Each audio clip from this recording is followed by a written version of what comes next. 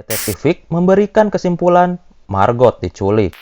Berita tentang penculikan Margot pun menyebar. Tidak hanya polisi, banyak sukarelawan yang mau membantu mencari Margot di sekitar danau itu karena dikelilingi hutan dan jurang yang terjal. Ini adalah hari keempat Margot dinyatakan hilang. Terdapat bukti baru bahwa ada amplop di sisi kursi penumpang mobil Margot yang berisi uang $2.500. Di sini seakan memperkuat dugaan awal Detektif Vic bahwa Margot kabur. Karena sudah larut malam, pencarian dengan sukarelawan pun berakhir di hari pertama. Dengan setengah area pencarian yang sudah dilalui, David pun diwawancarai wartawan ditemani saudaranya yaitu Peter yang berada di belakangnya. Kebetulan besok adalah hari libur, David mengajak pemirsa di rumah untuk menjadi sukarelawan esok hari. Karena David yakin besok akan jauh lebih banyak yang mau menjadi sukarelawan.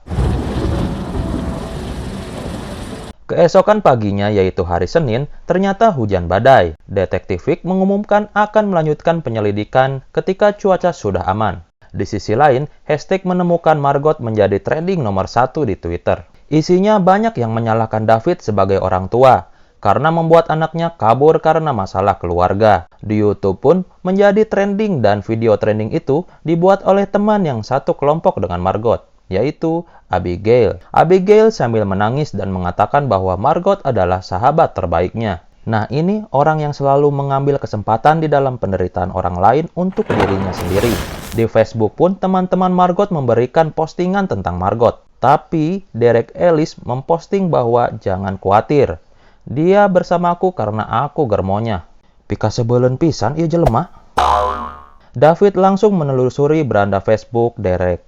Dan 7 menit yang lalu, dia memposting sedang berada di bioskop. David pun ke sana menanyakan keberadaan Margot dan berkelahi dengan Derek Ellis sehingga Derek Ellis harus pergi ke rumah sakit. Mamam. Malamnya, Detektif Vic mengeluarkan David untuk melakukan pencarian karena melakukan hal yang tidak profesional karena bereaksi tanpa bukti yang jelas. David mengakui kesalahannya, akan tetapi Detektif Vic tetap mengeluarkan David dan jangan menelepon Detektif Vic sebelum ia yang menghubungi. Perkelahian antara David dan Derek pun muncul di YouTube. Di kolom komentarnya, ada yang menyalahkan aksi David dan ada juga yang mendukung aksinya. Ketika David tertidur di atas meja, tiba-tiba ada email masuk. Hal itu membangunkan David. Email itu berasal dari Memorial One, yaitu situs siaran langsung streaming untuk pemakaman dan gratis. Sehingga yang mendoakan Margot akan begitu banyak karena banyak yang menyaksikan pemakamannya. David membalas pesan itu bahwa putrinya belum meninggal. David kembali mencari berita kasus Margot di Google dan membuka situs yang berisi tentang misteri Margot Kim. Banyak yang memberikan opini di sana, seperti 21 alasan David Kim membunuh Margot, Margot Kim gadis hilang yang gila, dan yang menarik perhatian David adalah daftar foto-foto yang diambil dari mobil Margot. Setelah diperhatikan satu persatu, terdapat jaket dengan logo Vince, baju berlogo sama yang dipakai oleh saudaranya yaitu Peter di dalam foto teleponnya. David mencari tahu obrolan Margot dengan Peter di pesan singkatnya. Hasilnya, Peter dan Margot di malam-malam tertentu selalu melakukan hal yang menyenangkan. Margot merasa aneh melakukan hal itu, memohon jangan bilang ke ayahnya. Malam-malam selanjutnya, malah Margot yang selalu mengajak Peter. Saya pura-pura bingung sebenarnya ini ngajak apaan ya? Jangan. Positive thinking. David mencari toko elektronik di dekat rumah untuk memberi CCTV dengan bantuan Mbah Google untuk memasangnya di beberapa sudut rumah. David mengundang Peter ke rumahnya. Setelah basa-basi, David menanyakan kapan terakhir kali melihat Margot. Peter selalu kelihatan mengelak dan tidak mengingatnya. David membacakan percakapan Peter dengan Margot di depan Peter. Setelah itu, memaksa Peter untuk mengatakan apa yang dia lakukan terhadap Margot. Sambil emosi, David menyudutkan Peter dan Peter pun berkata, ia dan Margot selalu menghisap ganja. Kejadian ini mulai ketika ibunya meninggal. Dia mendatangi Peter sambil tidak sengaja melihat ganja di meja Peter dan ingin mencobanya. Setelah itu, ketagihan. Margot saat ini membenci les piano karena dengan melihat piano, dia akan teringat ibunya. Karena dulu selalu bermain bersama ibunya. Peter kesal dengan David karena menuduh Peter bertindak tidak senonoh kepada Margot, tidak pernah menanyakan kepada Margot tentang masalah Margot, dan tidak membahas sama sekali tentang mendiang ibunya. Setelah itu, David menyadari ada pesan suara yang dikirim oleh detektif Vic. David pun menangis mendengar pesannya.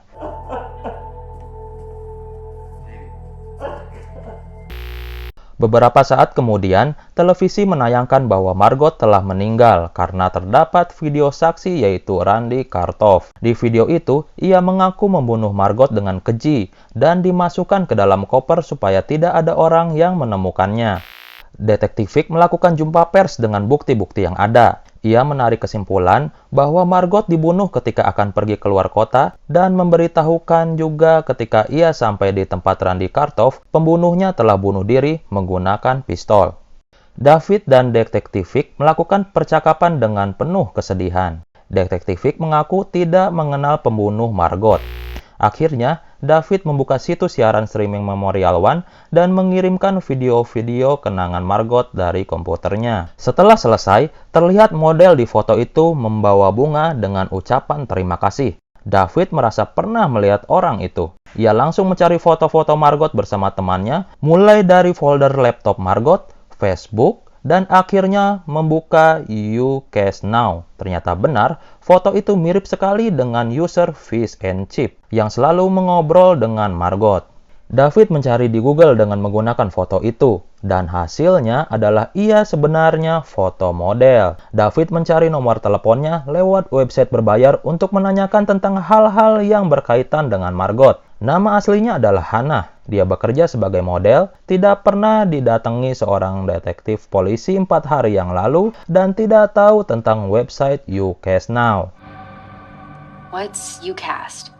Setelah itu, David menghubungi detektif Vic dan tidak ada jawaban. Lanjut menelepon ke kantornya untuk mengobrol dengan detektif Vic. Dan ternyata dia juga tidak ada di sana. Mengetahui David yang menelepon, orang itu langsung mengucapkan turut berduka cita atas Margot. Terutama detektif Vic juga sangat bersedih dan berusaha yang terbaik untuk kasus ini. Ia menjelaskan juga bahwa detektif Vic sampai mengajukan diri sendiri untuk kasus ini. David kebingungan karena detektif Vic mengaku kepadanya kalau dia ditunjuk untuk kasus ini. David mencoba kembali mencari tahu identitas detektif Vic di Google. Dari 3 pencariannya, dia menemukan foto detektif Vic membangun klinik rehabilitasi bersama mantan napi. Dan salah satu napi itu adalah pembunuh Margot. David kembali membuka situs siaran streaming Memorial One. Detektif Vic terlihat datang di acara pemakaman Margot. David menuju ke sana dengan membawa polisi untuk menangkap detektif Vic karena telah curiga dengan kebohongan detektif Vic kepadanya.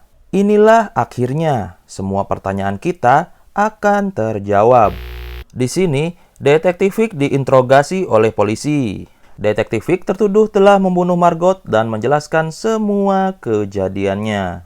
Awal ceritanya, Robert telah menyukai Margot sejak sekolah dasar. 6 bulan yang lalu, anaknya yaitu Robert membuka user uCase Now miliknya yang diberi nama Fish and Chip, yang kebetulan Margot sedang melakukan live dan Robert menontonnya. Robert membuat identitas palsu dengan memasang foto yang didapat dari Google. Dan selama 6 bulan, mereka berteman di uCase Now. Robert dengan user Fish and Chip-nya selalu mengarang cerita kepada Margot, yang sudah kita ketahui bahwa ibunya terkena kanker. Tiba-tiba, Margot mengirimkan uang sebesar $2.500 untuk biaya rumah sakit ke akun Fish and Chip. Robert terkejut dengan hal itu. Robert akan mengembalikan uangnya kepada Margot dan menjelaskan semuanya. Pada Kamis malam, Robert mengikuti mobil Margot. Sesampainya di Danau Barbosa, Robert menghampiri dan masuk ke dalam mobilnya Margot. Margot sedang mengisap ganja pada saat itu, dan spontan Margot berteriak melihat Robert sampai memukulnya. Margot lari keluar mobil sambil mencari bantuan lewat telepon. Yang sudah kita ketahui bahwa yang ditelepon adalah David, tetapi tidak diangkat karena David sedang tidur. Di sisi lain, Robert yang sudah terkena pukulan Margot sampai berdarah berusaha mengejar Margot untuk menjelaskannya. Tapi Margot tetap saja berteriak dan memukuli Robert sehingga tanpa sengaja Robert mendorong Margot sampai terjatuh ke jurang. Robert pun menelepon ibunya yaitu detektif Vic untuk meminta kepada ibunya menelepon polisi. Akan tetapi, Detektif Vic menyuruh anaknya tenang dan ia segera pergi menemui Robert. Sesampainya di sana, Robert terlihat sedang berdiri di tepi jurang Barbossa dan menceritakan semua kejadian yang dialaminya. Detektif Vic melihat jurang tersebut, ia menyimpulkan Margot tidak mungkin selamat meskipun ditolong karena jurangnya sangat dalam dan tidak ada suara Margot di sana. Detektif Vic akhirnya membuang mobil Margot ke Danau Barbossa dan mengajukan diri untuk memimpin penyelidikan hilangnya Margot. Detektif Vic selalu memberikan keterangan kepada David bahwa Margot hilang dengan bukti-bukti yang dibuat olehnya sendiri. Pada akhirnya, Detektif Vic tersudut karena begitu banyak orang yang mencari Margot di sekitar Barbossa. Hanya masalah waktu untuk menemukan Margot. Detektif Vic membuat salah satu narapidana untuk melakukan sebuah pengakuan bahwa Margot dibunuh supaya pencarian Margot di danau tersebut dihentikan. Ketika Detektif Vic ditanya apakah narapidana tersebut melakukan bunuh diri, Detektif Vic tidak menjawab. Ketika hari penangkapan, Detektif Vic dan David berada satu mobil dengan David menuju kantor polisi. David menanyakan apakah Margot masih hidup. Detektif Vic menjawab setelah Margot jatuh dengan ketinggian seperti itu, kemungkinan masih hidup tetapi dia harus bertahan selama 5 hari tanpa air. David segera menginginkan untuk mobilnya memutar balik dan pergi ke jurang Barbossa. Karena Margot hanya bertahan hidup 2 hari tanpa air, karena di hari Senin ada badai yang kemungkinan Margot mendapatkan air. Pencarian Margot Kim pun dibuka kembali. Detektif Vic menunjukkan jurang tempat Margot terjatuh. Pada akhirnya, Margot ditemukan dan segera dilarikan ke rumah sakit. Di akhir film, ada percakapan antara Margot dan David. David mengakhiri percakapan bahwa David dan pasti ibunya sangat bangga pada Margot.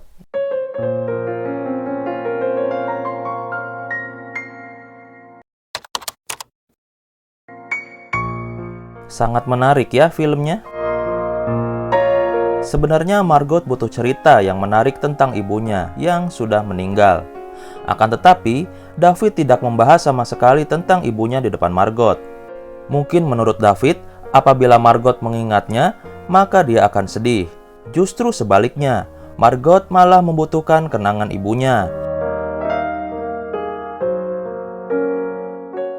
Di akhir film ini, Margot masih hidup. Dan David sudah berani membuat pesan kepada Margot bahwa ibunya sangat bangga padanya. Banyak sekali pesan yang baik yang bisa kita ambil dalam film Searching ini. Salah satunya, ketidakputusasaan David menemukan anaknya. Coba kalian bayangkan, apabila David putus asa di tengah jalan, anaknya akan terlambat untuk diselamatkan. Hanya satu pertanyaan dari film ini. Narapidana yang mengaku membunuh Margot, apakah benar-benar bunuh diri atau dibunuh oleh Detektif Vic? Karena Detektif Vic tidak menjawab pertanyaan ini. Menurut kalian gimana? Komen di bawah ya.